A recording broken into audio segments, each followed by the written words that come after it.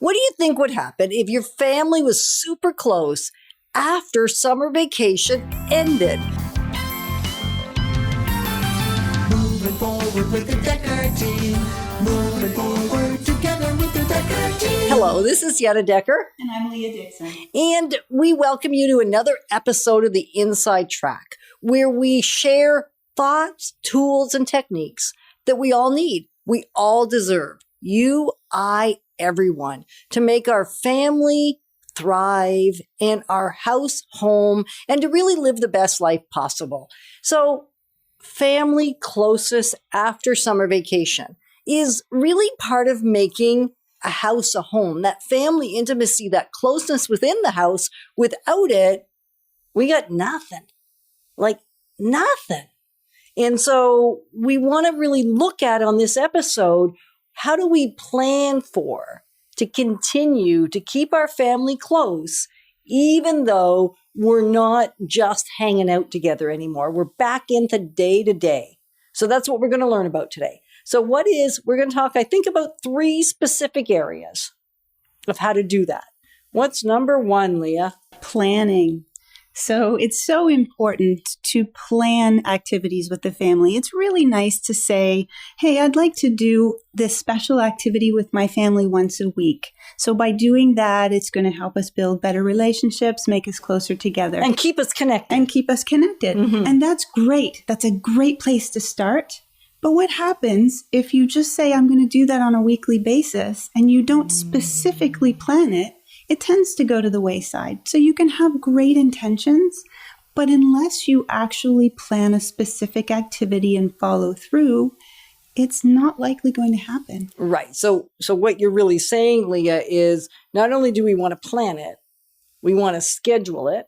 Absolutely. And we want to be specific about what it is, when it is, and make sure it's in either the big family planning calendar, if you use those, or in the electronic calendar. Yes. And then is it kind of important that everybody in the family thinks it's a pretty awesome activity? Absolutely. You want to choose something that everybody enjoys and everybody's on board with, and make sure that they all know it's coming. They all know it's scheduled in the calendar, and it's given the same importance as any other thing that you would put in your calendar. A doctor's appointment. You're not going to miss a doctor's appointment. Not often. Well, unless there's emergencies or something else that comes up, and that would apply to anything. But unless something urgent comes up, follow through. It's given the same priority as everything else in your calendar. Because when we're on vacation and we've just had a great summer, we're into September now, the school activities have started, there's so many things vying for our attention, whereas when we're on family vacation, we maybe don't have to plan quite as much because we just have more proximity. Exactly. More time together, so it's easier to make it happen. Everybody is so incredibly busy these days. And when you have a young family, especially, trying to find time to do these things is very challenging. And so by having it at a set time every week or every day, depending on the activity, then that's a great way to ensure follow through. And it'll draw you together. Yes. It just can't help but do it. Exactly. And then another one, which I find fascinating, is going to bed at the same time. I loved bedtimes when my children were young. It was my favorite time of day because it's a perfect time to connect.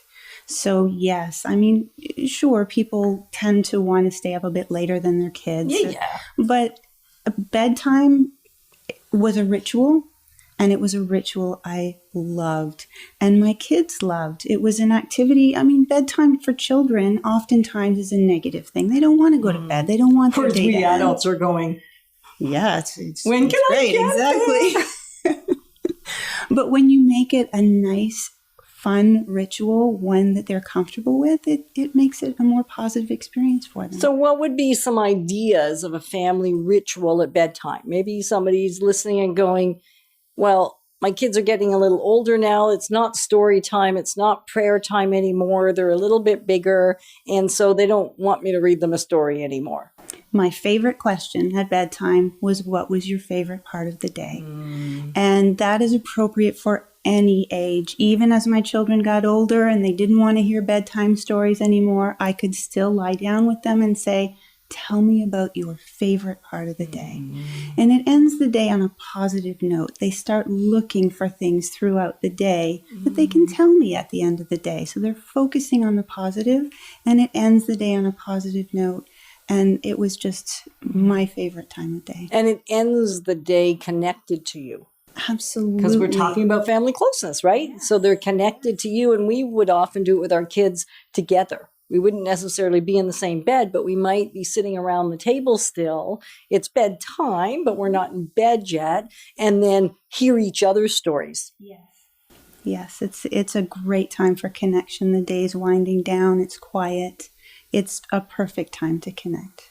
And then when there's no longer kids at home, what Ken and I have found is to continue that ritual with us. We have met with lots of families over the years, and one goes to bed really early, one goes to bed really late, and even within a couple, that creates distance. Whereas if we have a similar bedtime and we're engaging in great conversation, that actually allows the connection to continue, because staying close within the family isn't just about kids. Right. It's about the couple. It's about the adults in the house. So those same things, I don't think Ken wants me to read him bedtime stories. Well, once in a while, but not too often. It's still really important that we have a similar bedtime. I know the nights that we don't go to bed at the same time, things are a little more disruptive. Right. If we do that too many days in a row, there's a disconnect that starts to happen. Yes. And number 3, this one scares me. How so? Because it's so difficult to navigate in our current culture. And that is to put the technology down. Right. To get the technology out of our hands. Because the technology is not drawing us closer together with our family. Absolutely not. I'll find oftentimes my children will text me from across the room. That's not a great way to connect. It really is not. And especially young people today and adults as well. I mean, we've got sucked in. Oh, absolutely. Like hook, line, and sinker. Everybody is so connected to their phone, especially the phone, laptops, computers, iPads, whatever it is. Everybody is so attached to them. And we need more verbal communications. It's so much easier to connect on a one-on-one basis with somebody rather than connecting through social media. It has its place. It does. However, on a day-to-day interaction with different people, it's so important to have that connection. It is. And they've got studies now, and they've done quite a few of them now, that shows that the smaller the device, the more they suck us in and we get absorbed into that world. So phones are more dangerous than a desktop, which is kind of mind-blowing. Well, the phones are carried with us all of the time. They are, and because they're small, we get like hyper-focused. So time disappears. It's fascinating to me that Albert Einstein, he said in the 1940s or 50s, I don't know the exact year of the quote, that it was appalling that our culture, our technology had surpassed our humanity. If that was 1950s, what's going on today? So we're just so grateful that we get to be your partners in growing wealth through real estate and through life. Moving forward with the Decker team.